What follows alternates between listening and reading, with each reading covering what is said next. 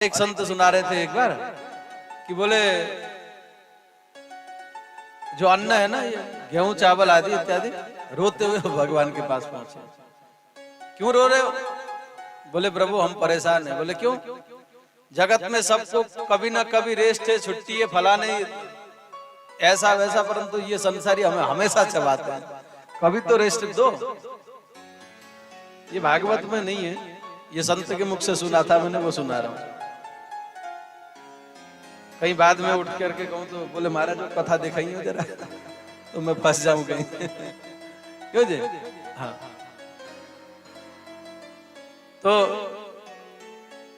तो क्या क्या चाहते हो? बोले भगवान कोई ऐसा दिन निर्धारित कर दो जिस दिन मुझे ये बख्श दें, हमको ये दुनिया वाले बख्श दें उस दिन। तो भगवान ने वो एकादशी का दिन छाटा है। बोले एकादशी के दिन जो है ना, सब पाप आकर के तुम्हारे अंदर रहेंगे। तो अगर कोई एकादशी के दिन तुम्हें भक्षण करेगा तो वो पाप खाएगा।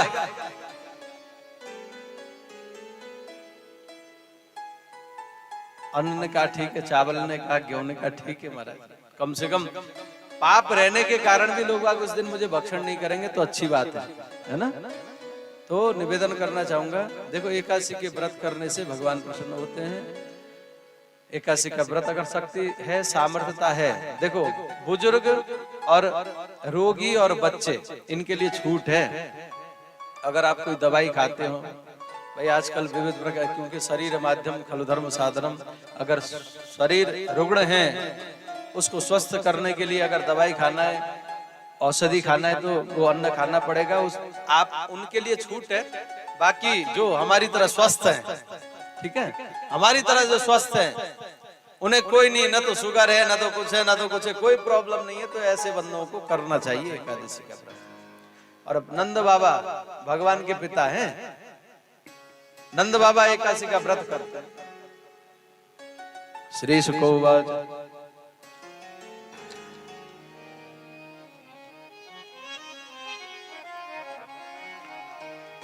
एकादश्याम निराहारा समवेच जनार्दन स्नातु नंदस्तु कालिंद्याम द्वादश्याम जलमाविश द्वादश्याम जलमाविश। एकादश्याम निराहारा, नंद राय जी एकादशी निराहार रहकर रखते हैं। और उनका नियम है एकादशी के दिन नित्य प्रति प्रातः काल में ब्रह्म मुहूर्त में जाकर के यमुना स्नान करते हैं।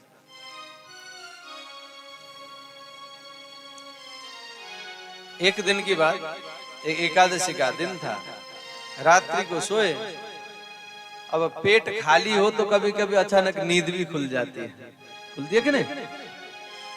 अब ऐसे बाबा की भी खुल गई और बाबा विचार करने लगे कि प्रातः काल है, वो लगे बाबा चल दिए यमुना स्नान करने के लिए प्रातः काल ब्रह्म मुहूर्त जान करके।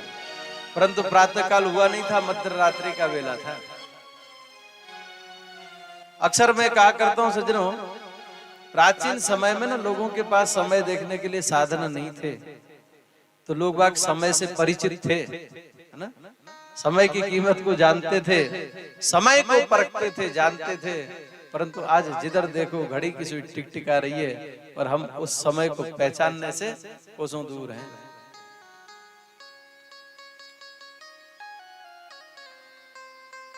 बाबा आज अर्धरात्रि के समय उनकी निद्रा अचानक खुली और उनको ऐसा लगा कि शायद ब्रह्म मुहूर्त का समय हो गया, तो यमुना जी चल दिए। लोटा लेकर के अपने कपड़ों को, वस्त्रों को लेकर के स्नान करने यमुना जी में गए। और यमुना जी में जैसे गए तो सज्जनों बाबा तो डूब गए। उधर वरुण जी महाराज के दूध पकड़ करके विभावपुरी ले गए वरुण लोग बाबा को। और यहाँ पर सिद्धांत दिया है सज्जनों की मध्य रात्रि के समय कभी भी पवित्र स्थान, पवित्र नदियों में स्नान नहीं करना चाहिए।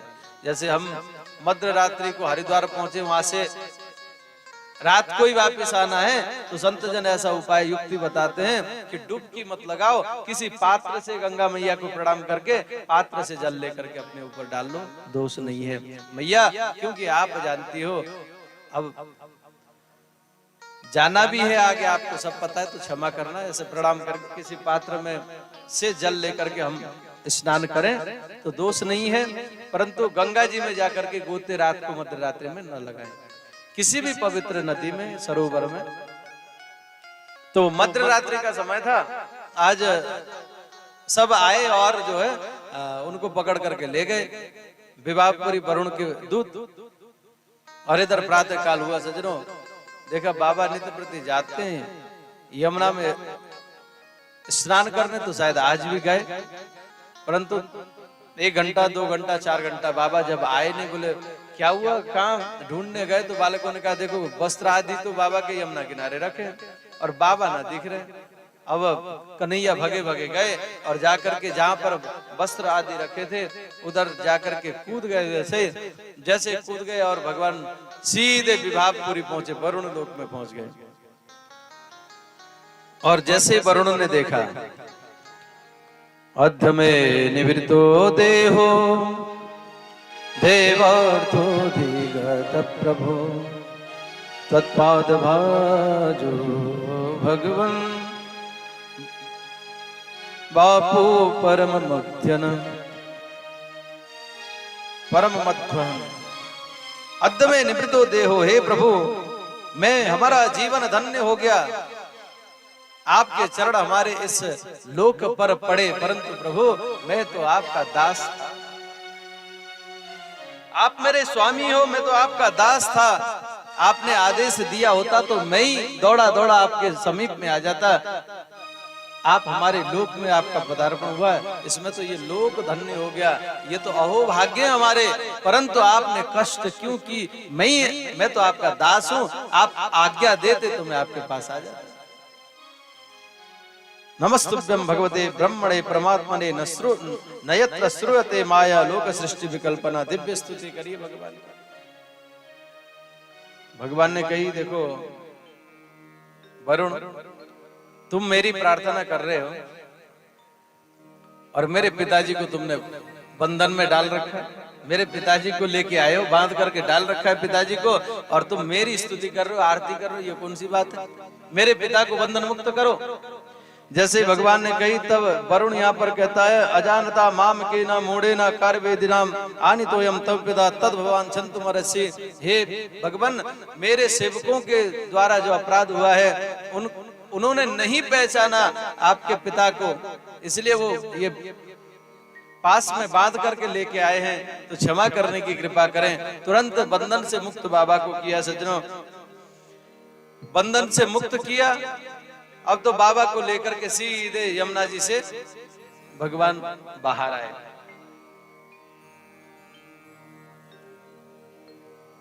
ब्रजवासियों ने पूछा, बोले बाबा तुम तो डूब गए थे। संपूर्ण बात बताई सज्जनों, सब कुछ याद था बाबा को, ऐसे ऐसे डूबा, विवाहपुरी वरुण के दूत ले गए और हमारो कन्हैया गयो और आरती भई, ऐसी वैसी सब बाबा को स्मरण आज। तो बाबा ने जैसे ही कही, तो आज बाबा कहते हैं ब्रजवासियों से, बोले जब लाला का नामकरण करने गर्गाचार्य जी आए थे, उस समय वो कह रहे थे नारायण समो गुणई, नारायण के समान गुण वाला तुम्हारा लाला होगा, परंतु उस समय तो समझ में नहीं आया। अब वास्तविक लगता है कि साक्षात नारायण के समान गुण वाला ही नहीं, अभी तो हमारो कन्हैया तो साक्षात नारायण है। मैंने जान लियो, मैंने देख लियो। आज ऐसी ऐसी बात भाई लाला जैसे कही ना, आज ब्रजवासी बोले कन्हैया अगर तू नारायण है तो फिर अपने वैकुंठ के दर्शन करा दे हमको भी। और सज्जनों, आज भगवान ने पहली बार कहा ब्रजवासियों से, हाँ मैं नारायण हूं, देखना चाहते हो? ब्रह्म कुंड में ले गए सज्जनों भगवान और कहा कि इसमें गोते लगाओ, और जैसे गोते लगाए ब्रजवासियों ने, लगाए थे गोते ब्रह्म कुंड में, परंतु पहुंच गए भगवान के वैकुंठ में। और वैकुंठ में जाकर के आपस में चर्चा कर रहे, बोले भैया देखियो देखियो रे देखियो, चार हाथ वाले हैं यहाँ तो सक रहे। अब ब्रजवासी तो वैसे ही शोर शराबा, थोड़ा बहुत चंचल तो वही। अब भगवान के जो पार्षद है, भगवान का ही रूप सबका है भगवान के धाम में, बोले मौनम मास्तम, कोई हल्ला नहीं करेगा, बोलने ही नहीं देते, धीरे से आओ, लाइन में आओ, लाइन से दर्शन होंगे भगवान के। अब ब्रजवासी विचार करते हैं, अरे कन्हैया ब्रज में वृंदावन में तो तू बड़ा सुलभ था, यहाँ तो तेरे लिए लाइन लगानी पड़ती है। अरे हम तो तेरे साथ खेलते हैं, तेरे साथ खाते हैं, तेरे साथ उठते हैं, तेरे साथ बैठते हैं, गौचारण करते हैं, कितनी प्रकार की क्रीड़ा तेरे साथ करते हैं, वहां तो कितना सुलभ है, और यहाँ हम बोल भी नहीं पा रहे। तुझसे खेलने की बात तो अलग, हम आपस में जोड़ जोड़ से बोल भी नहीं पा रहे। बोले भैया रे हमें तेरो बैकुंठ नहीं चाहिए, हमें तो तू वृंदावन पहुंचा दे। तभी तो हमारे वृंदावन के रसिक संत जन, भावुक जन कहते हैं, कहा करूं बैकुंठ जाए के यह सुख तजो न जाए।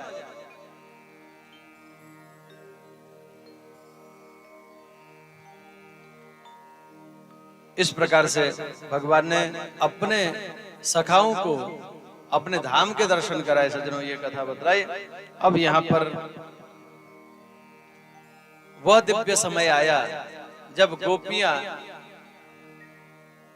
कात्यायनी मैया की पूजन करती थी, व्रत किया, और भगवान ने जो है आशीर्वाद दिया था चीर हरण के उपरांत कि समय आएगा। गोपियां प्रार्थना करते थे ना, गोपियों ने व्रत किया था, कात्यायनी महामाये महायोगिनीश्वरी नंद गोप सुतम देवी पतिम में गुरुते नमः। नंद का लाला जो पति के रूप में हमको प्राप्त हो, ऐसी व्रत प्रार्थना की, कात्यायनी मैया का पूजन किया। चीर हरण के उपरांत भगवान ने एक दिन आशीर्वाद दिया, हे देवियों तुम्हारे मनोरथ को मैं समय आने पर पूर्ण करूंगा। शरद पूर्णिमा की रात को मैं तुम्हारे मनोरथ को पूर्ण करूंगा, और वही शरद पूर्णिमा की रात्रि आज आ गई है सज्जनों। अब यहाँ से जो भागवत का प्रसंग है, रास पंचाध्यायी कहते हैं सज्जनों। रास पंचाध्यायी में जैसे हमारे पंच प्राण होते हैं ना शरीर में, ऐसे मानो भागवत के पंच प्राण है, ये रास पंचाध्यायी माना गया है, माना है विद्वानों ने।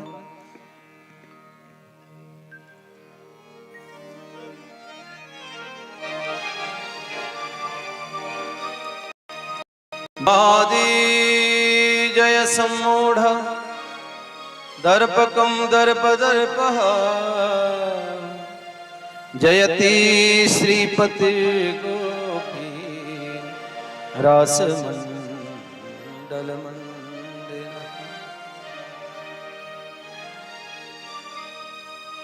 सुखदेव स्वामी कहते हैं यहाँ पर, श्री शुकोवाच भगवान पिता रात्रि शरदोत्फुल्ल मल्लिका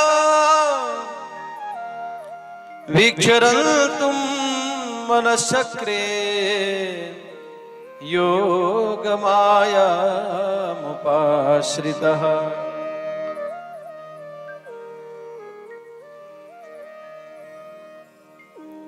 सुखदेव स्वामी कहते हैं, भगवान अपिता रात्रि, भगवान ने गोपियों को जिस रात्रि के लिए आशीर्वाद प्रदान किया था, शरद पूर्णिमा, शरदोत्फुल्ल मल्लिका, शरद पूर्णिमा की वह रात्रि जिसके लिए गोपियों को भगवान ने आशीर्वाद दिया था, उस रात्रि वीक्षा देखकर रंतु रमण करने का मन चक्र भगवान मन बनाते हैं। बोले कैसे मन बनाया? बोले योग माया मुपाश्रिता, योग माया में आश्रित होकर, यानी कि योग माया का आश्रय लेकर के भगवान ने रमण करने का मन बनाया। और यहाँ पर हमारे संत जन, भक्त जन, ज्ञानी जन, गुणी जन कहते हैं, योग माया कौन? बोले श्री राधा। या दूसरी योग माया? बोले कि बांसुरी निनाद किया। और भगवान की बांसुरी कैसी है? स्वजन मोहिनी, हाँ? अपने जनों को मोहित करने वाली, और विश्व मोहिनी, भगवान की कई प्रकार की बंसी है सजनो। विश्व मोहिनी क्या है? भगवान बांसुरी निनाद करते हैं तो संपूर्ण चराचर जगत भगवान की ओर खिंचा चला आता है। और स्वजन मोहिनी बंसी मतलब जिसको भगवान बुलाना चाहते हैं वही आता है, अपने ही लोग मोहित होते हैं उस बंसी से। तो उसी बंसी का प्रयोग किया भगवान ने यहाँ पर। जिन जिन गोपियों को भगवान ने आशीर्वाद दिया था, जिन जिन गोपियों को भगवान अपने निकट में महाराष्ट्र में बुलाना चाहते हैं, उन उन गोपियों के कान तक आज उस बांसुरी की, भगवान के द्वारा बजाई हुई बांसुरी की ध्वनि पहुंची है। कैसी थी वो बांसुरी की ध्वनि? निसम्य गीतम तदनंग वर्धनम ब्रजा स्त्रिया कृष्ण गृहीत मानसः। निसम्य गीतम, उस भगवान के द्वारा बजाई हुई वेणु की निनाद को जब गोपियों ने सुना सज्जनों, तद अनंग वर्धनम, जो आनंद को वर्धन बढ़ाने वाली थी, ब्रज स्त्रिया, ब्रज की स्त्रियों के मन को गृहीत मानसः, भगवान ने अपने ओर खींच लिया।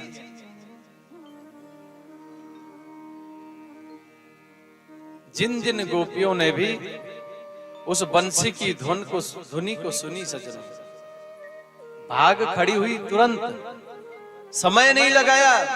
देखिए माता बहनों का ऐसा स्वभाव होता है कि वो कहीं भी जाती है तो अकेला जाना पसंद नहीं करती, एक आध अपनी सहेली हो। आप लोग बताओ माताओं, आप लोग दूर दराज से जो आई हो तो कोई ना कोई सहेली रही होगी साथ में, है ना भाई? अकेले आना पड़ा मजबूरन, कहीं जाना पड़े वो अलग विषय है, पर हमारी माता बहनें अकेला कहीं जाना पसंद नहीं करती, कम से कम एक आध दो सहेली तो हो, है कि नहीं? सही बात है कि गलत बात? सही बात है ना? हाँ, गोपियों का भी ऐसे ही होता है। हमारी माता बहन, हमारे वृंदावन में तो कहीं अगर दर्शन करने भी जाना है तो एक, आजकल तो फोन आ गए, पहले तो फोन भी नहीं थे ना, अब तो फोन कर, चौरी तू चलेगी आज दर्शन करवे? अब ये कहेगी जाऊंगी नहीं जाऊंगी, तो कहने का भाव क्या है भाई? अकेली भी तो जा सके पर ना जाए। स्वभाव है माताओं का कि अकेले से अच्छा कम से कम एक आध दो सहेली हो। अब वो में कछु भी समझो, या तो दिल की भड़ास निकालने को मिलता है ना, कुछ भी हो सकता है, पर कहने का भाव क्या है? बोले हमारी माताएं बहनें जो है ना, अकेला कहीं जाना पसंद नहीं करती, कोई साथ में हो, बतलाते बतलाते अपने जाती हैं और बात की बात हो जाती है और साथ का साथ मिल जाता है और अकेले भी नहीं रहती। यही स्वभाव गोपियों का, माताओं का होता है।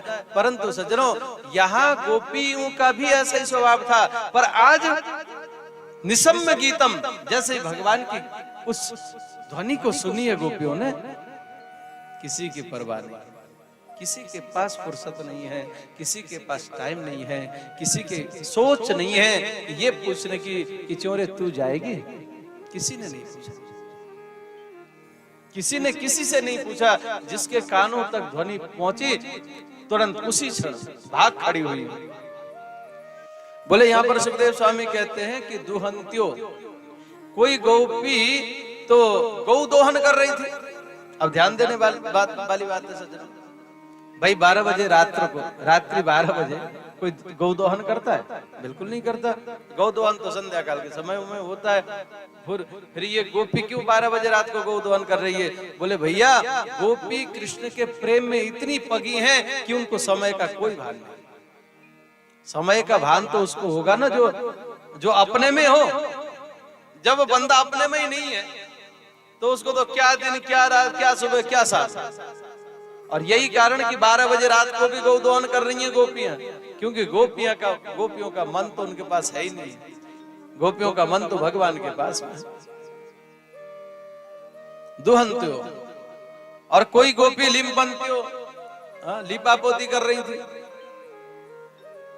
जमीन लिपते हैं ना, कच्चे मकान जब होते थे, अब तो सबके पक्के हैं। वो लीपापोती हट गई तो अब ये लीपापोती आ गई। क्यों जी? लिम्पंत्यो, अंगराग लेपन।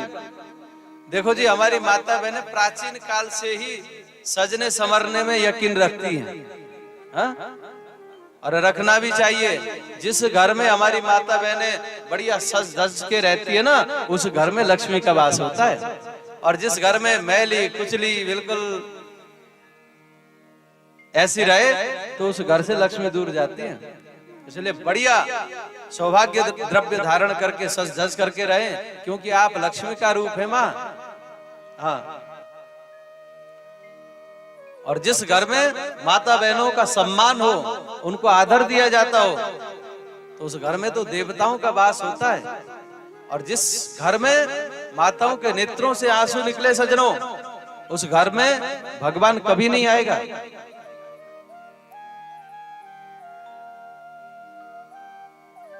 तो लीपा पोती कर रही थी माताएं, हाँ कुछ गोपियां। अब क्या क्या लगाते हो आप लोग जानो, मैं तो लगाऊ ना हूं। हाँ, मैं तो वैसलीन होठ में जरूर लगाता था, ये हवा से ना फटे। आज इधर लाना भूल गया, सो थोड़ा चिपक रहे हैं। हाँ। और क्रीम भी मेरा तो पानी है। उस दिन हमारे कृष्ण भैया से चर्चा चल रही थी।